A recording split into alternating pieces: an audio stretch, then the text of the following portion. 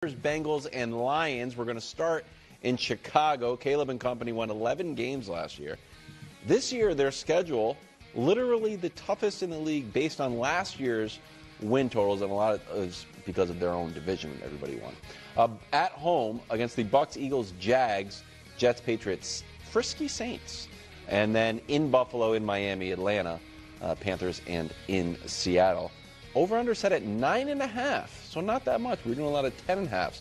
Nick, do you want to start off with the Chicago Bears? Yeah, I'll go over. I'm not as high on maybe the rest of the division as you guys might be. I'm not sure, in part because I saw what Green Bay looked like when they didn't have Micah. That's true. And I think Micah, Mahomes blew his ACL later than Micah. However, he had surgery the next day, and it's a very different type of player. Like, I could see that having more of an impact on Micah into next year than Patrick. So that concerns me. We're going to get to Detroit in a bit. And Minnesota, I think, is a bit of a mess at the moment. So I don't think the division is quite as hard as it has been. And Chicago should only get better. They are a young team. It was the first year of Caleb and Ben Johnson, and we saw them get better over the course of the year. Final 10 games of the year, Caleb had 18 touchdowns, 3 interceptions. And then in the playoffs, he had the 5 interceptions and also the spectacular plays. I would be very surprised if the Bears take a major step back next year, and going 9-8 would be a major step back. So, yeah, I will go with the over. I'm strong over. Really? Absolutely. Like, I agree with Nick. I see no reason to think they're going to fall backwards. Like, Caleb is going to keep getting better. As great as he was at times last year, he still has a lot of room for improvement. And I think that Ben Johnson, another year with him, another offseason, he's going to improve in that. I think he's going to be more accurate. You talked about throwing balls in the dirt, like stuff like that. All the little things he had to improve on, I think he will. And I think last year, he kind of had to prove some things to Ben Johnson. Yep. He did that, and now it seems like their relationship is great. So I just see improvement from him, the quarterback, and the head coach together. And I get it. The division is tough. The schedule looks fairly tough. But I think they're a legitimate NFC championship contender. They're a legitimate Super Bowl contender. Not just NFC contender.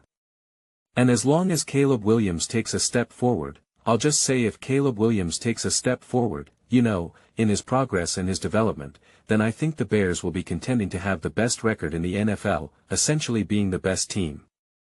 I never like to say I don't like to say that, especially in the off-season, but even during the regular season, I try my best not to just be like this is the best team, or I try to always be like one of the best or a top team. I don't like to just put that, framing around something unless it's something that I truly feel 1000% confident in. And I'm certainly not going to make that claim in February right now. Just not going to do that. But, listen, okay, some of the schedule could be tough. Who knows what the Eagles are going to look like? Who knows, are the Saints able to take steps forward? I think the Bills are still going to be great. The Seahawks, I just think when I'm removing the divisional games, because honestly, man, the NFC North always provides with some pretty awesome, pretty wild games. So I could be like, well, I think they're going to beat the Vikings, but it's like I don't know, man. Like again, the way how you should have beat the Lions or the Lions and you didn't. So you just never know. Same thing with the Packers. I mean, are you kidding me? Those were some of the craziest, most exciting games ever, both regular season and playoffs. So it is just the definition of unpredictable, within that, division. But I'm anticipating you beating the Bucks. Again, we'll see how good the Eagles are this coming season, but that should be a competitive game. Same thing with the Jags. Jets, I'm pretty sure you're going to take care of, the Patriots again. Well, I think that'll be a competitive game. Will be interesting. I think the Saints, they can take a step forward, but the Bears should be ahead of them. Okay. The Bears should undeniably be ahead of them. The Bills again could be a competitive game. Like you against the Dolphins, the Falcons, I think that the Falcons are a question mark team for me because I don't know what they're doing at the quarterback position, but if they don't get settled there, it's like I like you against the Falcons. And as much as I'm excited about the Panthers taking some steps forward, I think the Bears are ahead of them. And then the Seahawks, we'll see what happens with them. Also depends on when you're playing them. A team like the Seahawks getting a new offensive coordinator. How quickly do they get settled? Are they able to kind of repeat the momentum that they had? I think that game becomes harder the farther it gets away from, week 1.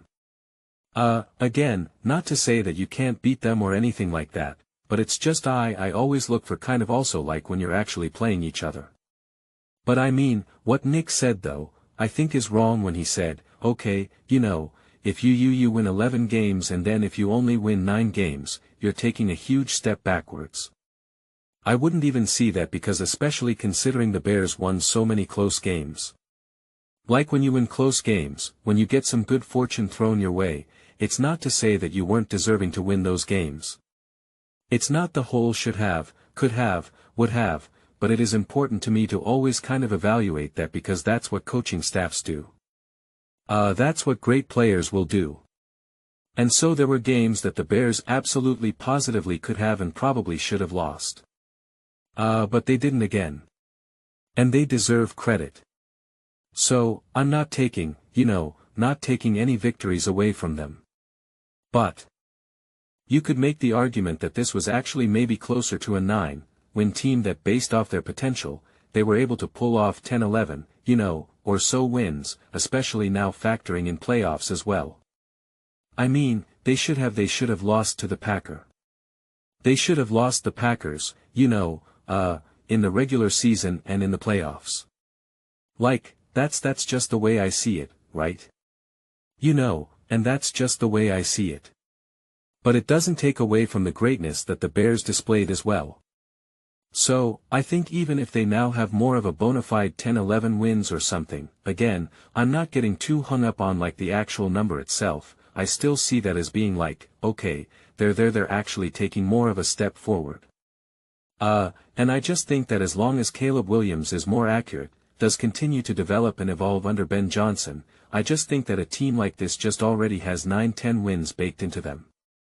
And this is what's interesting because I think, and I should look this up at this point, but I think all the top teams, I think all the over-unders are set at 10.5 right now. And so really when you're labeled at 9.5 when all the other teams that are anticipated to win the division and be a Super Bowl contender, etc., they're all sitting at 10.5, the Bears at 9.5. You're just one notch under them. And because I think that the Cowboys are 8.5, right? And so it's just like you got Tier 1, Tier 2, Tier 3. And so that's where you're kind of looking at the Bears.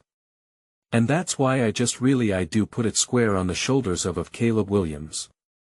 If Caleb Williams actually can solidify himself as a top quarterback, well then I think he gets the boost that the Bills have with Josh Allen, that the Ravens have with Lamar, that the Chiefs have with them. Like I think the one remaining question mark is how great can Caleb be, how consistently great can Caleb be. That's what it comes down to. I bang this drum all the time. What truly makes someone elite? What truly makes someone special? It's not their peak. It's not how high they can achieve. It's how consistently can you play. There are backup quarterbacks that can hit some of the highest level. Jake Browning can have some moments in some games where you're like, whoa, that was a heck of a throw. That was a heck of a moment, but he can't consistently do anything anywhere close to that. So, Caleb Williams has shown us some absolutely mind-boggling moments. Spectacular moments that I'm just like, what did I just witness? But it's about consistency.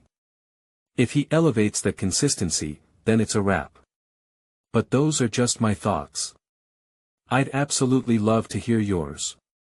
What do you guys all think about the Chicago Bears? Their win total set at 9.5. Do you think it's fair that they're actually technically valued under the true top teams? Do you think it makes sense considering how things have unfolded? Do you think they'll, Caleb and the Bears will be able to solidify themselves as a legit top contender? Let me know your thoughts. I read every single comment. So, whether you agree with me or disagree with me, either way, let's get into some discussions. Let's get into some fights, but ultimately, let's just have some fun. And please do consider subscribing. We're building an amazing community here and absolutely love to see you part of it.